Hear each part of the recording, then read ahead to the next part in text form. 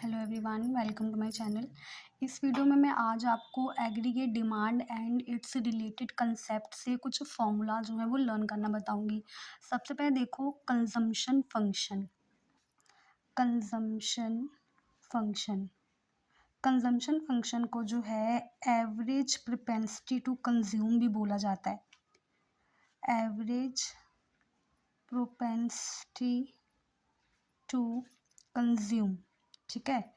इसका फॉर्मूला होता है कंजम्पशन ओवर इनकम, ठीक है। अब इसी तरह से हमारे पास आता है सेविंग फंक्शन। सेविंग फंक्शन जो है इसको एवरेज प्रोपेंसिटी टू सेव भी बोलते हैं। Average propensity to save, clear.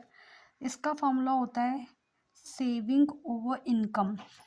और एक हमारे पास इसको मतलब क्या है, A P C is equal to consumption over income and A P S is equal to saving over income. इसी तरह से एक फॉर्मूला होता है मार्जिनल प्रोपेंसिटी टू सेव, जिसको हम बोलते हैं M P, marginal propensity to consume, जिसको हम बोलते हैं एम पी सी। इसका फॉर्मूला होता है change in C consumption over change in income.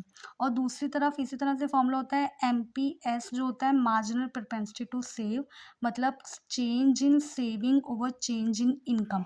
अब इन फॉर्मूले को लर्न कैसे करना है वो देखो।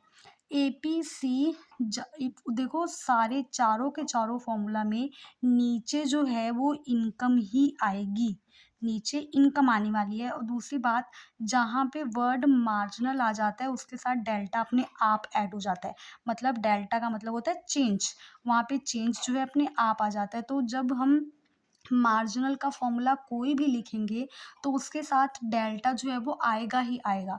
अब दूसरी बात देखो, कंजम्पशन है तो ऊपर कंजम्पशन, सेविंग है तो ऊपर सेविंग, नीचे सब फॉर्मूला में इनकम ही होगी। मार्जिनल के फॉर्मूले में डेल्टा साथ में ऐड होना है।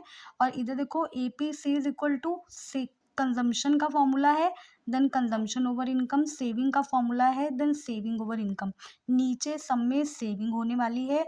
और दूसरी बात, मार्जिनल का मतलब होता है चेंज, तो हर फॉर्मूला में डेल्टा अपने आप ऐड हो जाएगा जहाँ पे वर्ड मार्जिनल हो जाता है। Thank you.